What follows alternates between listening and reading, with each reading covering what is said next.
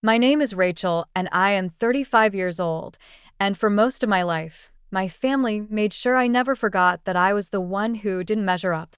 Growing up, I was the youngest of three children, with my brother Daniel and my sister Victoria always placed on pedestals. Daniel was the golden boy, the one who followed in our father's footsteps, excelling in finance and eventually inheriting our father's position in the family company. Victoria was the elegant, charming one, always compared to our mother, praised for her beauty, her marriage into a wealthy family, and the picture-perfect image she carried into every room. And then there was me, Rachel, the one who was told I was too emotional, too stubborn, and too much of a dreamer to ever amount to anything.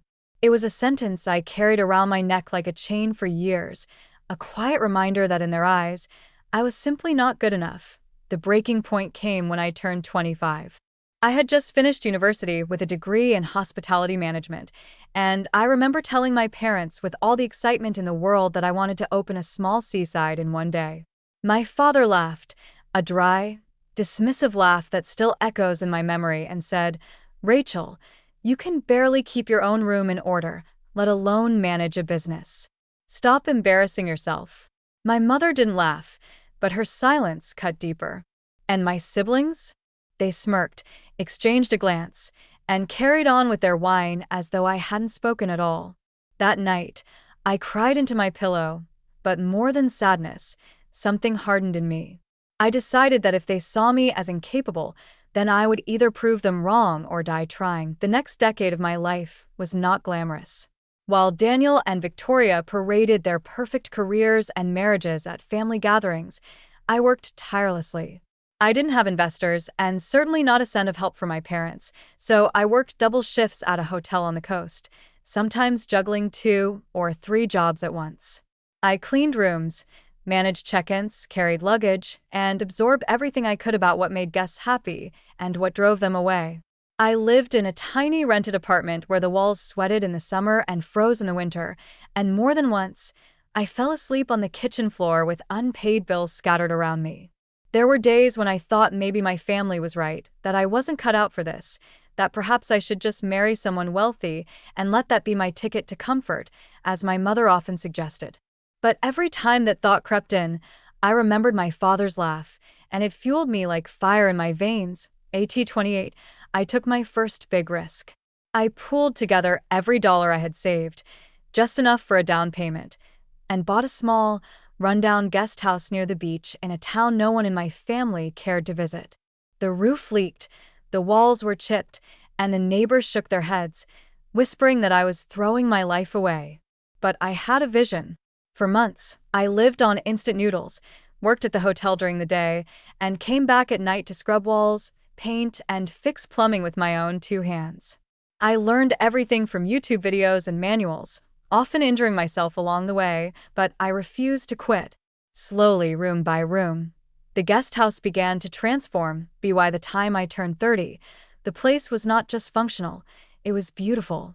Guests started coming, and then returning, and soon word spread that there was a cozy little spot by the beach where you were treated like family. Reviews on travel websites poured in, each one fueling my determination further. The money wasn't much at first, but it was mine, earned through sweat, blistered hands, and sleepless nights. And the best part? I did it without anyone's help. Still, I kept my success quiet for my family. Whenever I showed up to holiday dinners, they still teased me about being the struggling one. Victoria would make passive remarks about how tired I looked, and Daniel would ask mockingly if I was still playing innkeeper. I bit my tongue and smiled because I knew something they didn't. I was building a future brick by brick, and one day they would see. But as life often does, it tested me again. A hurricane hit the coast when I was 32, destroying part of my guest house and flooding half the rooms. I remember standing knee-deep in water, watching everything I had worked for nearly wash away. That night, I broke down and thought about giving up. But then something miraculous happened. Past guests, people I had welcomed into my little guest house, started sending donations, messages of encouragement, and even traveling back to help me rebuild. It was then that I realized I wasn't just running a business. I was building a community, a family of my own choosing. And that, more than anything, gave me the strength to keep going. Fast forward to today at 35, and my life is nothing like the girl they once mocked. My guest house grew into a thriving beachfront villa, expanded with more rooms, a small restaurant, and even a rooftop bar. I live in the villa myself now, in a sunlit apartment overlooking the ocean, where the sound of waves has replaced the constant criticism of my family. I've hosted celebrities, writers, and travelers from all around the world, and my villa has been featured in magazines. Sometimes, when I sip my morning coffee on the balcony, I still hear my father's laugh in my head, but now it no longer haunts me. It fuels me. And then, last summer, it happened. After 10 years of being not good enough, after 10 years of being mocked, dismissed, and excluded from their circles, my family showed up uninvited at my beachfront villa. Standing there in their expensive clothes, with smiles that barely hid the desperation in their eyes, they looked so different from the untouchable gods they had once seemed. And as I opened the door, my heart pounded not with fear, but with something I had waited for all my life: vindication. When I first saw them standing at the entrance of my villa, the salty wind tugging at their perfectly tailored clothes, my heart almost stopped. It wasn't just the shock of seeing them there. It was the irony. For years, they had dismissed me, rolled their eyes at my little dream, and barely acknowledged my existence outside of family obligations. And now, there they were, standing on the stone steps beneath the sign that read, Villa Marisol, the name I had chosen for my business after years of sweat and tears. My mother, Sylvia, was the first to speak. "Rachel, darling, what a lovely place," she said with a smile so stiff I could hear the effort in her voice. My father, Charles, scanned the villa with calculating eyes, as though appraising it, while Victoria clutched her designer handbag and looked uncomfortable in the humid air. Daniel, of course, carried himself with the same arrogance he always had, though his eyes darted nervously toward the sea.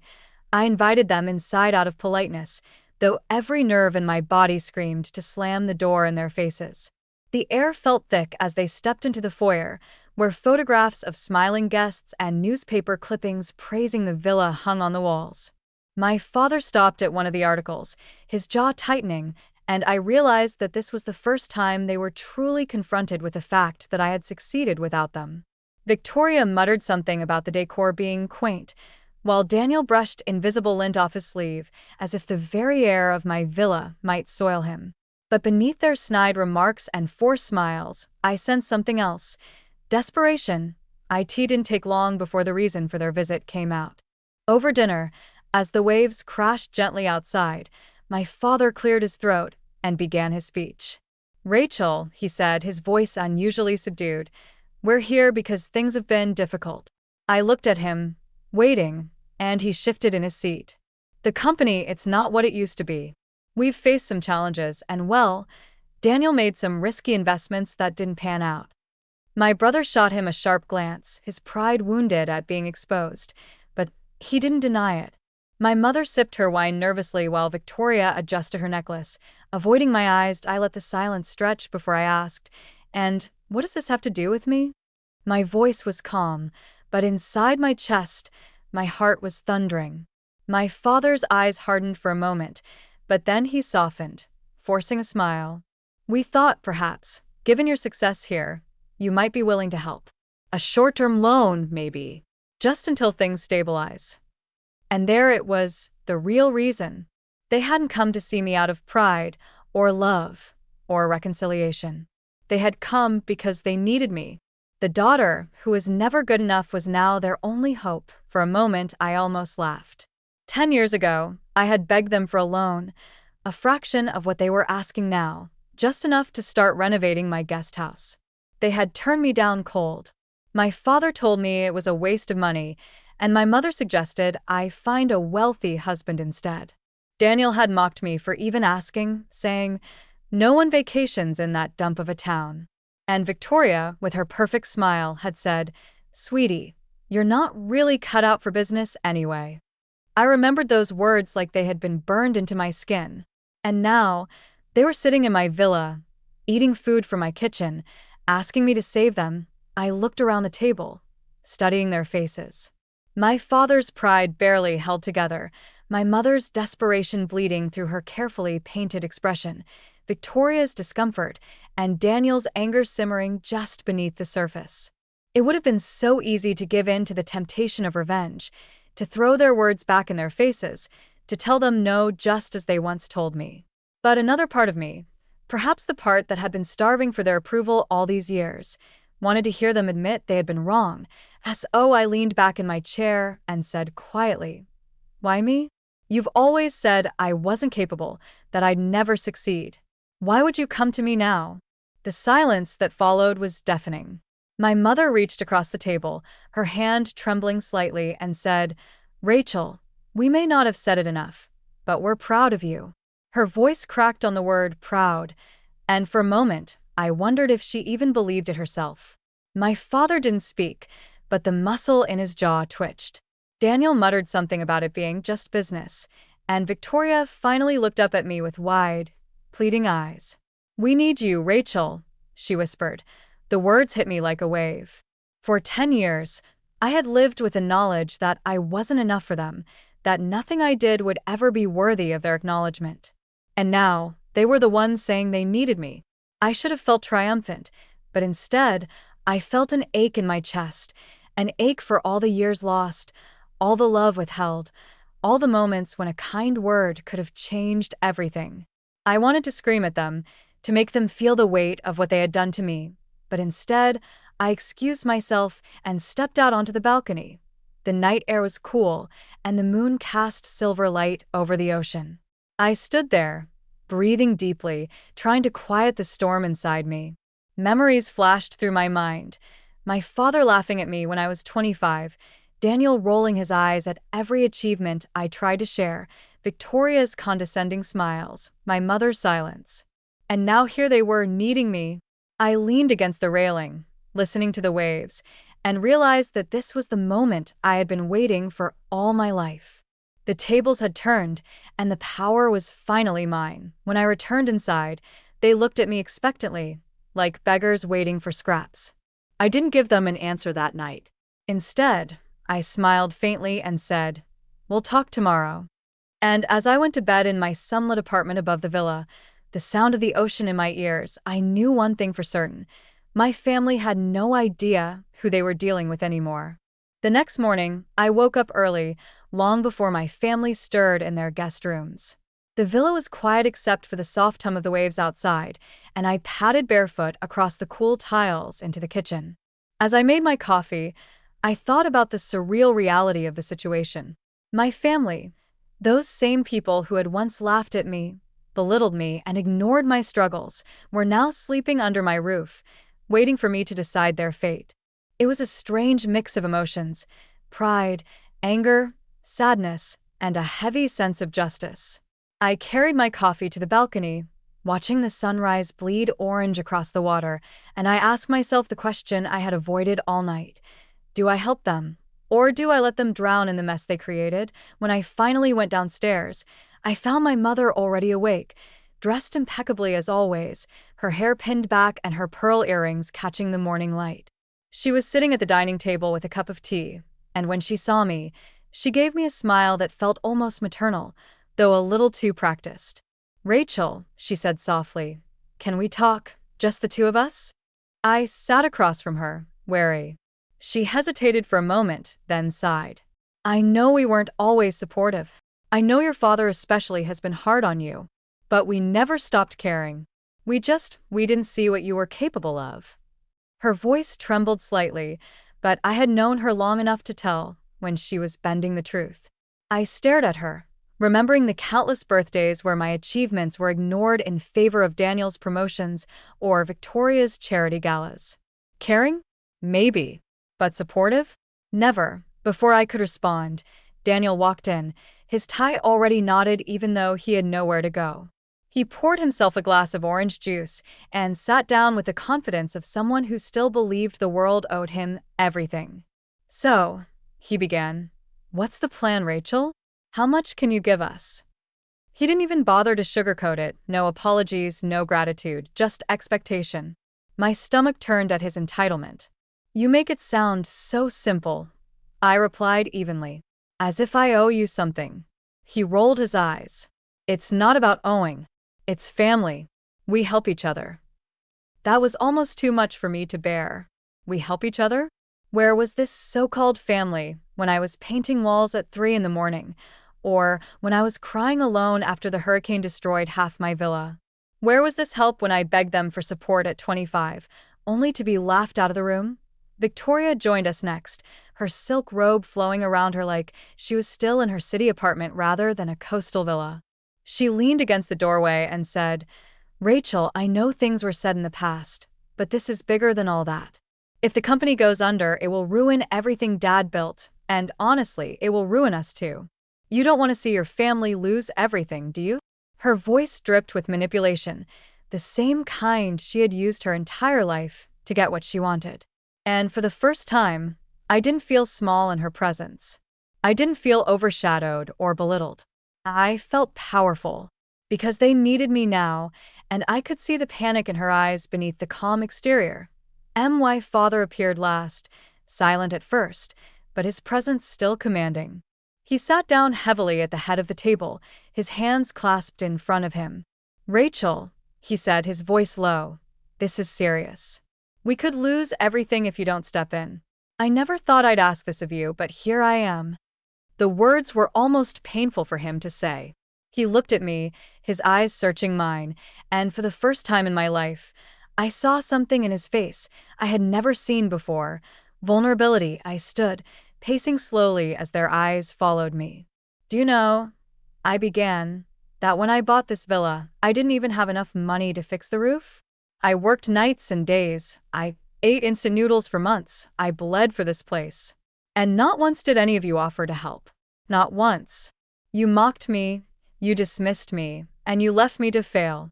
And now, suddenly, family matters? Now, suddenly, we help each other?" My voice cracked, but not from weakness, from rage. I slammed my hand on the table, and they all jumped slightly. "You had your chance to help me. You had your chance to believe in me. And you didn't." The silence that followed was thick. Daniel looked furious, his pride wounded, while Victoria fidgeted with her robe. My mother looked down at her tea, her shoulders tense, and my father just stared at me, his face pale. For the first time in my life, they didn't have the power. I did.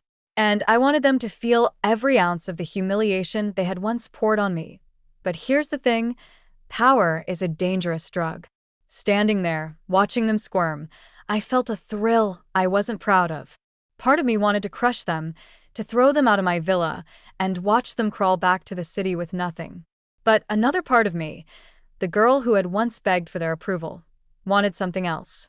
Not revenge, not money, just acknowledgement. Just an admission that I had been right all along. So I leaned forward, my voice quieter now, almost calm. "I'm not saying no, but I want to hear you say it. All of you. I want you to say that you were wrong about me, that I was good enough, that I am good enough." My words hung in the air like a challenge. Daniel scoffed. "This is ridiculous," he muttered. But my father's sharp glance shut him up. My mother was the first to break. She whispered, "You're good enough, Rachel. You always were." "I'm sorry." Victoria followed reluctantly, her voice barely audible. "We were wrong."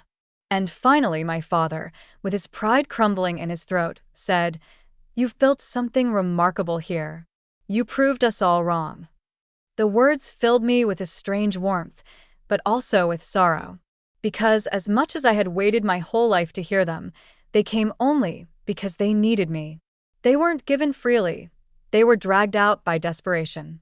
Still, part of me felt lighter. The chains of their judgment loosened, even if just a little, that I didn't give them an answer that morning. Instead, I excused myself, telling them I had work to do. As I walked through the villa, greeting guests, checking on staff, and listening to the laughter of children playing in the courtyard, I realized something profound. I had already built my family here, out of strangers who respected me, friends who supported me, and guests who believed in what I created. And maybe, just maybe, I didn't need the approval of the people sitting in my dining room at all. That evening, After I had spent most of the day avoiding them, I found myself sitting alone in my office, the faint sound of laughter and music drifting in from the terrace where guests were enjoying dinner. I stared at the ledger in front of me, my pen unmoving, my mind replaying every word from that morning. They had finally said it, "You're good enough." But the truth was, it didn't feel like victory. It felt hollow. Because what I wanted wasn't forced confessions in the face of their desperation.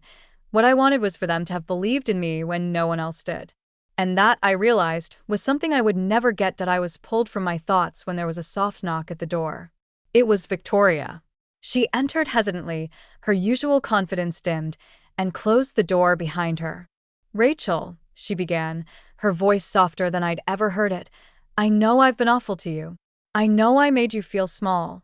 She hesitated, her eyes glassy, with unshed tears. "But you have to understand, I was jealous. You didn't play by the rules, and you still managed to build something that made people love you. I married money. I played the perfect wife, but it never made me happy. And seeing you succeed on your own, it terrified me. Because it proved that everything I sacrificed wasn't worth it." Her confession stunned me. For years, I had imagined Victoria as untouchable, the one who had it all, the one who never doubted herself. And now she stood before me, vulnerable and raw. "Why are you telling me this now?" I asked, my voice sharper than I intended. She bit her lip and whispered, "Because I don't want to lose you. You're stronger than any of us, and I wish I had realized it sooner." For a brief moment, the wall between us cracked. I saw not the polished socialite who had looked down on me all my life, but a broken woman who had built her identity on fragile illusions later. As the night deepened, I found myself sitting on the balcony again, when Daniel stormed out, his face flushed with anger. "I can't believe you're making us grovel like this," he spat. "You think this place makes you better than us? You just got lucky, Rachel. That's all this is, luck." His words hit me like darts, sharp and cruel, but I refused to flinch. "Luck," I repeated, my voice cold. "Do you call working double shifts luck? Do you call painting these walls until my hands bled luck? Do you call sleeping on the floor during storms luck?" He opened his mouth, but I didn't let him speak. "You were handed everything, Daniel. And you wasted it. Don't you dare call what I built luck." He glared at me, his pride too heavy to let him admit the truth. "You think you're so much better now? Fine. But when this place falls apart, and it will, I'll be there to say I told you so." With that, he stormed back inside, leaving me shaking with fury. But beneath the rage, there was something else, clarity. Daniel wasn't here to reconcile. He wasn't here to admit his mistakes. He was here because he had nowhere else to go. And maybe, just maybe, I didn't owe him anything. The next morning, my father approached me. He wasn't a man of many apologies, and that hadn't changed overnight. But he stood on the terrace with me, looking out at the sea, his hands clasped behind his back. "Rachel," he said slowly, "I don't pretend to understand you. I don't pretend to know how you did all this. But I can't deny what I see. You've built something remarkable. More than I ever thought you could." It was as close to an apology as I would ever get from him, and strangely, it didn't move me the way I thought it would. I just nodded and said, "Yes, I have." Then came the question I had been dreading. "So, will you help us?" His voice was steady, but I heard the crack beneath it. For a moment, I considered it. I thought about the years of rejection, the tears, the loneliness, and then I thought about the staff who depended on me, the guests who loved this place, the future I had carved with my own hands. If I gave them what they wanted, I would be risking all of that. And for what? For a family that had never truly been mine. I turned to him and said, "I need time." His face tightened, but he didn't argue. He simply nodded and walked away, leaving me alone with the crashing waves and the weight of my decision. That night, I lay awake in my room, staring at the ceiling. My family was under my roof, waiting for me to save them, and I knew that whatever choice I made, it would change everything forever. Part of me still longed for their approval, but another part of me whispered that maybe I had already outgrown the need for it. Maybe the real victory wasn't in saving them, it was in finally saving myself. The following day, I tried to lose myself in my routine, walking through the villa, checking with the staff, greeting guests, and making sure every detail was perfect. But no matter how hard I tried, the weight of my family's presence pressed down on me. Guests noticed it too. One of my longtime visitors, a kind retired teacher named Eleanor, pulled me aside and whispered, "You don't look like yourself, dear. Don't let anyone dim your light. You've worked too hard." Her words reminded me that I wasn't the fragile girl they once knew. I was the woman who had built a life people admired. And yet, when I thought about the people waiting in the lounge, my mother with her brittle smile, my father with his calculating silence, Daniel with his resentment, and Victoria with her guilt, I still felt that familiar ache in my chest. That evening, we gathered again at the dining table. The atmosphere was heavy, the clinking of silverware against plates the only sound for several minutes. Finally, my mother broke the silence. "Rachel, we've thought about what you asked us yesterday, about admitting we were wrong." She looked at me, her eyes softer now. "I meant what I said. We were wrong. And I know it doesn't erase the past, but maybe it can be a beginning." Her words seemed genuine this time, but years of disappointment made it hard for me to trust. I nodded, but I didn't reply. Daniel, on the other hand, couldn't hold his tongue. "This is ridiculous," he snapped.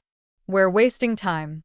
Rachel, you have the money, we need the money. So just stop playing games and help your family." His arrogance was like a knife twisting in my gut.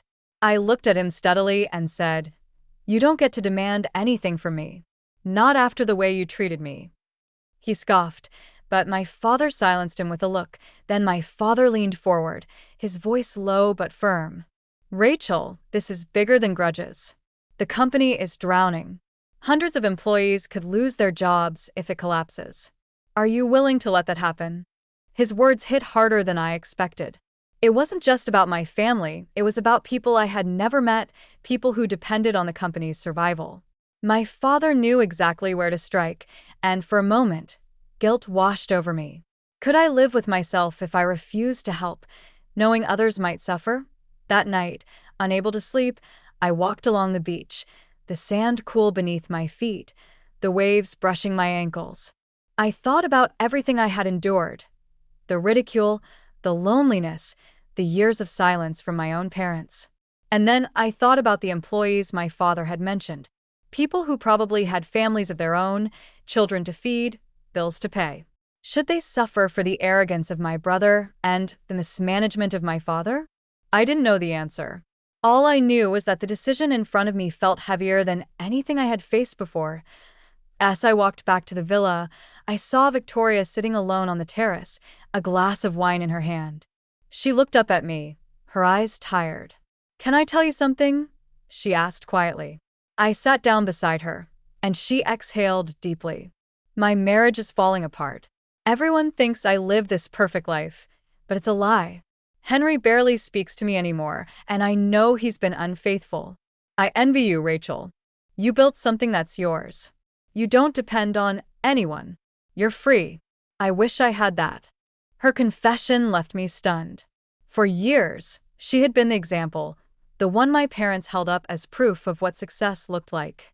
And now she was telling me her perfect life was crumbling. That I realized then that maybe none of us had truly been happy. Daniel was drowning in his ego. Victoria was trapped in a loveless marriage. My mother clung to appearances, and my father carried the weight of failure. And me? I had carried the burden of not being enough. We were all broken in different ways. Only now our fractures were finally exposed. The next morning, Daniel cornered me in the hallway, his voice low and sharp. "If you don't help us, Rachel, you'll regret it. We're your family. Don't forget that." His threat didn't scare me. It infuriated me. I looked him straight in the eye and said, "You lost the right to call yourself my family the moment you mocked me for chasing my dream. Don't you dare try to guilt me into saving you."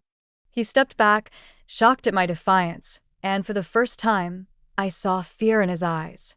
Not fear of me, but fear of losing everything he thought was guaranteed. That evening, I gathered them in the lounge. They sat there, waiting, some with hope in their eyes, others with bitterness. I took a deep breath and said, I haven't decided yet. But know this, I will not risk everything I've built just to clean up your mistakes.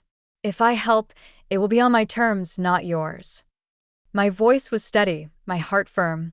For the first time, I wasn't the little sister or the unwanted daughter. I was the woman in charge.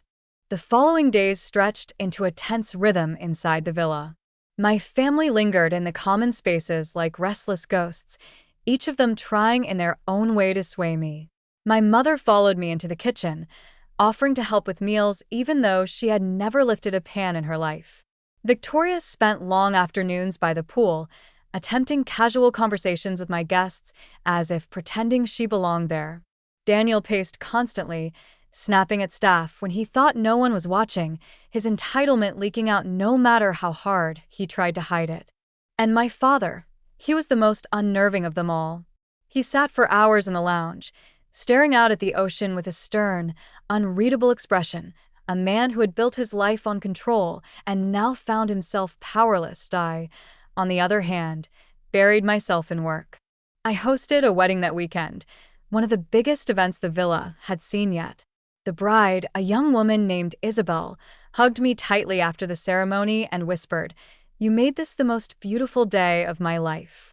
Her words stayed with me all night, more powerful than anything my parents had ever said to me. It reminded me of why I had fought so hard for this dream in the first place, because creating joy for others was what gave me purpose. But even in the middle of that celebration, I could feel my family's eyes on me. During the reception, I caught Daniel cornering a guest, bragging loudly about his business background, pretending as if the villa was part of his accomplishments. The guest later approached me, confused, asking if Daniel was a co-owner. I felt my blood boil. After the wedding, I pulled Daniel aside, my voice low but sharp. "You will not use my success to mask your failures. This villa is mine, and you have no part in it. Do it again, and I'll have you escorted out." He sneered but said nothing. For the first time, he knew I meant it. The breaking point came 2 nights later. My father requested a private meeting. We sat across from each other in my office, the air heavy between us. "Rachel," he said, his tone carefully measured, "I've been hard on you, I know. Maybe too hard. But I can't change the past. All I can do is ask you to think of the future. Our family's future. This company has carried our name for decades. Without it, we lose everything. The house, the reputation, the legacy. You have the means to save us. So I'm asking you, as your father, don't let it die." His words pierced me deeper than I wanted to admit. All my life, I had longed for him to acknowledge me, to see me not as the failure, but as the daughter who mattered.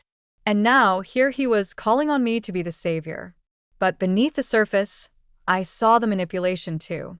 It wasn't just about legacy, it was about pride.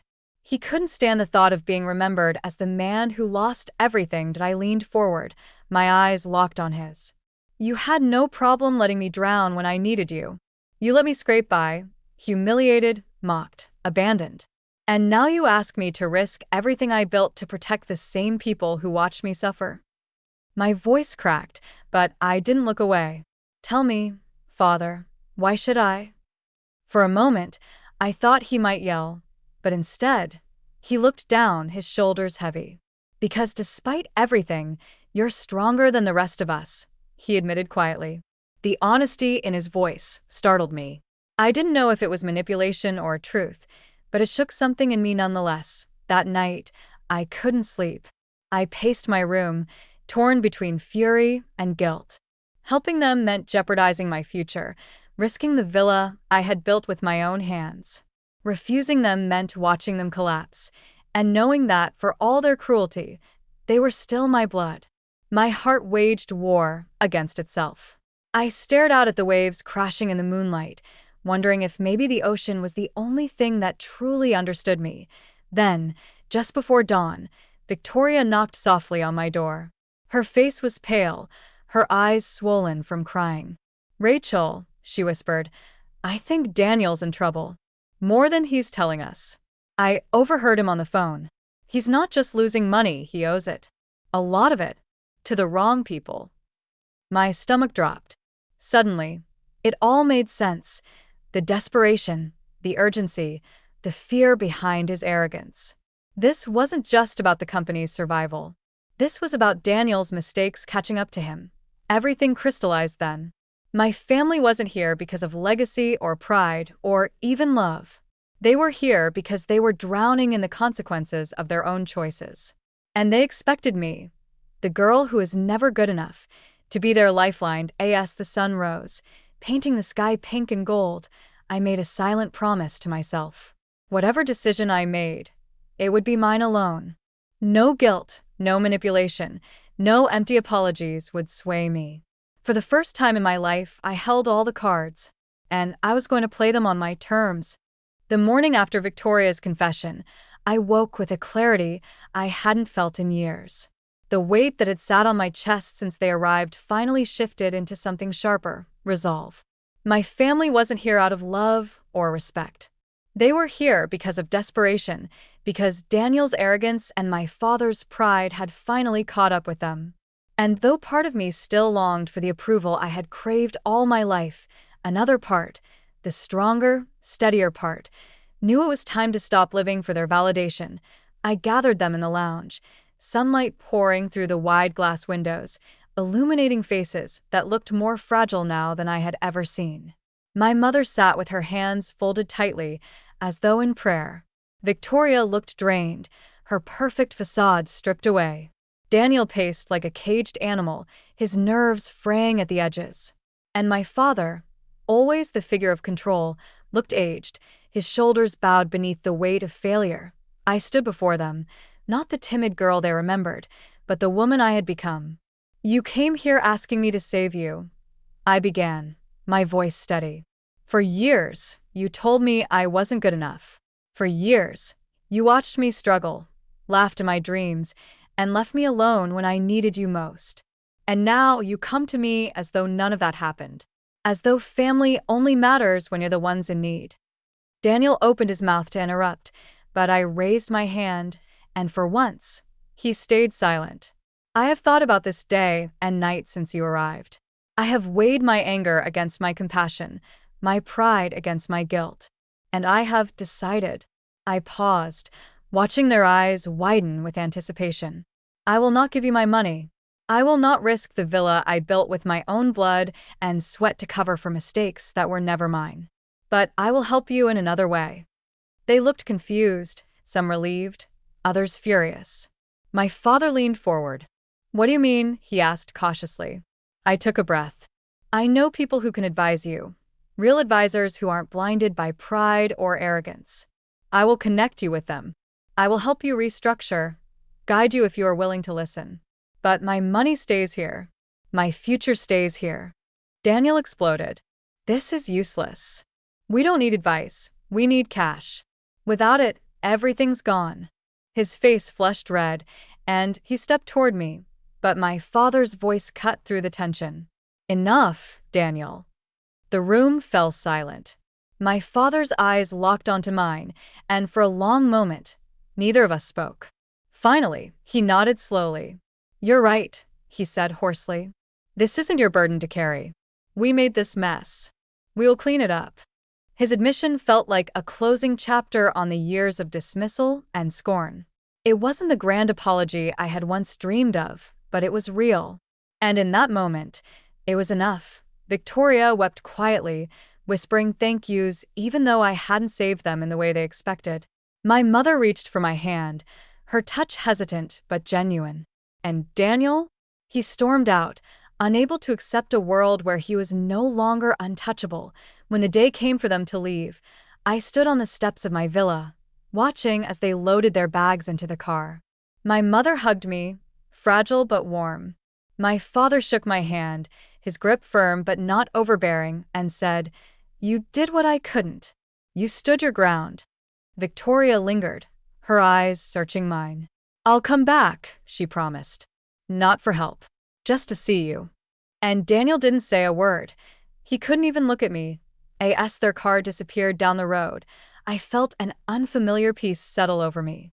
For 10 years, I had carried the weight of their words, their doubts, their judgment. And now, standing on the balcony of the villa I had built with my own hands, I realized I didn't need their approval anymore. I had proven myself not to them, but to me. I was enough. That night, as the sun dipped into the horizon and painted the sky with fire, I poured myself a glass of wine and sat on the balcony. The waves whispered against the shore, and laughter from my guests floated through the warm air. I thought about the girl I used to be, the one who cried herself to sleep at 25, the one who begged her family to believe in her. She was gone. In her place was a woman who had fought, who had fallen and rebuilt, who had learned that sometimes the family we create is stronger than the family we're born into. And to those of you who've listened to my story until the very end, I want to thank you from the bottom of my heart. If you've ever been told you weren't enough, if you've ever been laughed at for your dreams, remember this: you don't need their approval to succeed. You only need your own determination. Don't let anyone's doubt define you. Build your life brick by brick, and one day, you'll stand on your own balcony, looking out at everything they said you couldn't have. Thank you for being here with me, for listening, for sharing this journey. If my story touched you, I'd be grateful if you subscribed and left a like. It helps me keep telling these stories that matter. And maybe, just maybe, the next story will remind you that you, too, are more than enough.